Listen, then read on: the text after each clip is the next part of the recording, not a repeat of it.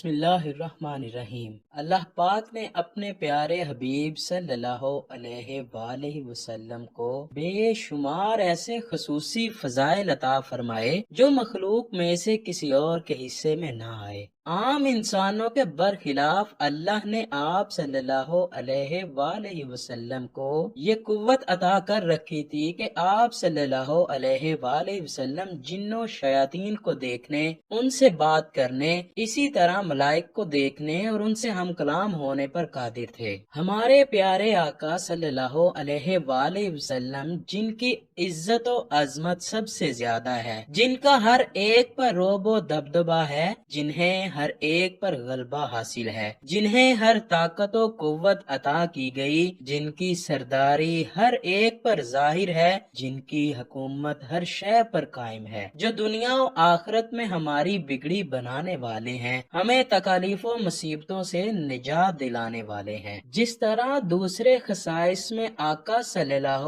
علیہ وآلہ وسلم کا کوئی ثانی نہیں تھا، اسی طرح جسمانی طاقت میں بھی آپ صلی اللہ علیہ وآلہ وسلم بے مثل و بے مثال تھے۔ ابو الاسود جمحی اتنا بڑا طاقتور پہلوان تھا کہ وہ ایک چمڑے پر بیٹھ جاتا تھا اور 10 پہلوان اس چمڑے کو کھینچتے تھے تاکہ وہ چمڑا اس کے نیچے سے نکل جائے، مگر وہ چمڑا پھٹ پھٹ کر ٹکڑے ٹکڑے ہو جانے کے باوجود اس کے نیچے سے نکل نہیں پاتا تھا۔ اس نے بھی بارگاہ اقدس میں آ کر یہ چیلنج دیا کہ اگر آپ صلی اللہ علیہ وآلہ وسلم مجھے کشتی میں پچھاڑ دیں تو میں مسلمان ہو جاؤں گا۔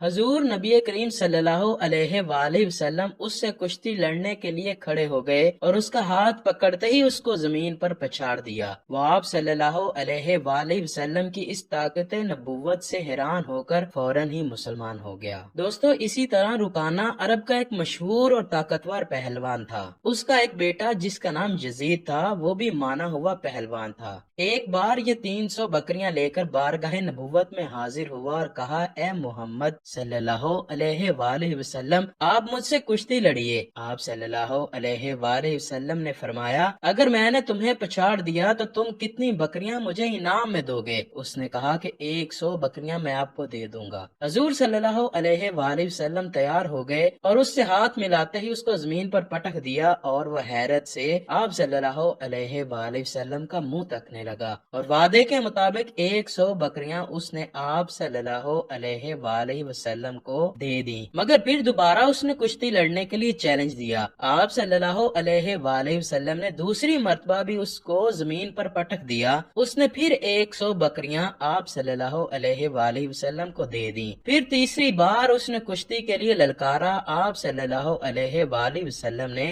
اس کا چیلنج قبول فرما لیا اور کشتی لڑ کر اس کو زور کے ساتھ زمین پر دے مارا کہ وہ چت ہو گیا۔ اس نے باقی 100 بکریوں کو بھی آپ صلی اللہ علیہ وآلہ وسلم کی خدمت میں پیش کر دیا، مگر کہنے لگا، اے محمد صلی اللہ علیہ وآلہ وسلم، سارا عرب گواہ ہے کہ آج تک کوئی پہلوان مجھ پر غالب نہیں آ سکا، مگر آپ نے 3 بار جس طرح مجھے کشتی میں پچھاڑا ہے، اس سے میرا دل مان گیا ہے کہ یقیناً آپ صلی اللہ علیہ وآلہ وسلم خدا کے نبی ہیں۔ یہ کہا اور کلمہ پڑھ کر دامن اسلام میں آ گیا۔ حضور صلی اللہ علیہ وآلہ وسلم اس کے مسلمان ہو جانے سے بے حد خوش ہوئے اور اس کی 300 بکریاں واپس کر دیں۔ اے عاشقان رسول، اس روایت سے معلوم ہوتا ہے کہ پیارے آقا مدینے والے مصطفیٰ صلی اللہ علیہ وآلہ وسلم اپنی نگاہ نبوت سے جان گئے تھے کہ اگر یزید بن رکانہ کے ساتھ ایسا سلوک کیا جائے گا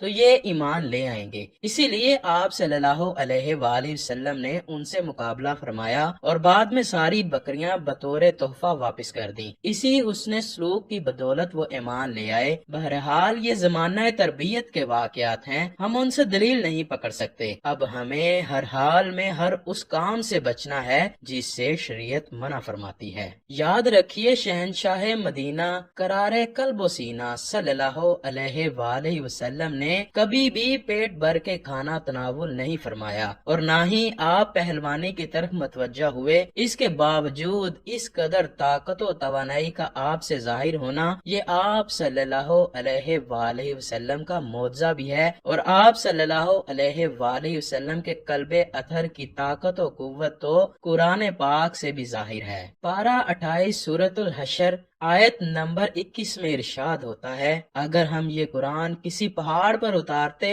تو ضرور تو اسے دیکھتا جھکا ہوا پاش پاش ہوتا اللہ کے خوف سے۔